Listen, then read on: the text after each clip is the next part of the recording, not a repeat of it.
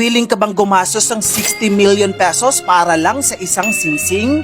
Naalala ko tuloy yung nag-trending na issue nun about sa 299 pesos na engagement ring. Pero sa video na ito, pag-uusapan natin ang top 10 Pinoy celebrities na may pinakamahal na engagement rings. Number 10, Sara Labati. Price check, 2 million pesos. Richard Gutierrez really made sure na perfect ang proposal niya kay Sara Labati. From trying on different rings to finally settling on a 2-carat round cut diamond ring na ang presyo ay 2 million pesos. Super effort si kuya, no? Pero ang masasabi ko lang, kahit gaano pa kamahal ang singsing, kung maghihiwalay din kayo, the ring becomes worthless unless isanla mo, no? Number 9 ay Ay de las Alas. Ang presyo, 2.1 million pesos. Ang comedy queen na si Ay de las Alas, pinatunayan na love can be sweet and pricey. Nung nag-propose ang jowa niyang si Gerald Sibayan, dala-dala niya ang isang center diamond ring na may tatlong side diamonds na worth 2.1 million pesos. Number 8, Pauline Luna. Price check, 2.5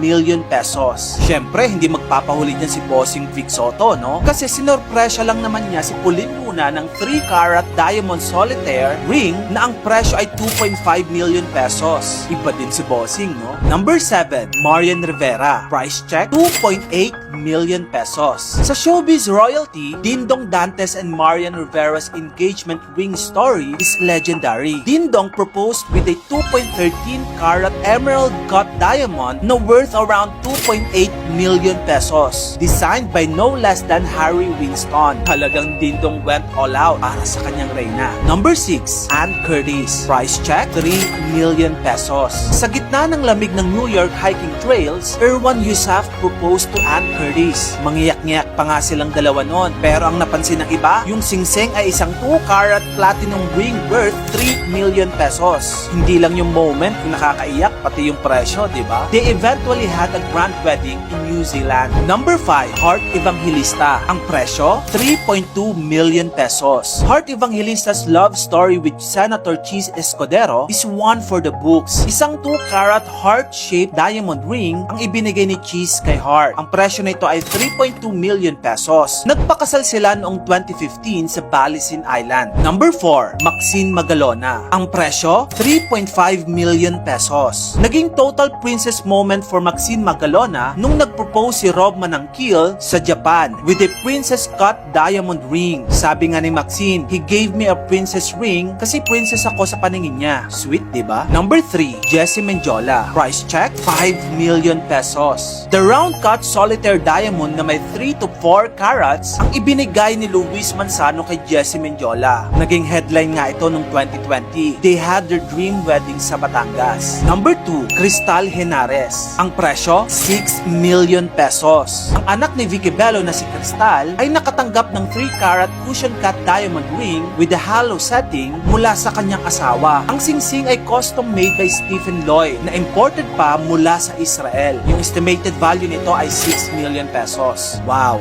Number 1, Vicky Bello. Price check, a staggering 56 million pesos. Vicky Bello tops our list with her Ashoka cut diamond ring from Graph Diamonds. And based on some fashion magazines, ito na daw ang pinakamahal na engagement ring dito sa Pilipinas. Kasi naman guys, yung 56 million pesos, imaginein mo na lang yung mga mabibili mo sa presyong yon. Ang engagement ring na yon ay may super rare na diamond na perfect for the queen of aesthetics herself. Ikaw, paayag ka ba sa 299 pesos trending issue na engagement ring noon after mo mapanood to? Tara, pag-usapan natin sa comment section. At tandaan, kahit gaano pa kabongga ang singsing, mas mahalaga pa rin ang love at loyalty sa relationship. Huwag magpaloko sa diamonds, stay in love. Yun lang, maraming salamat sa panonood.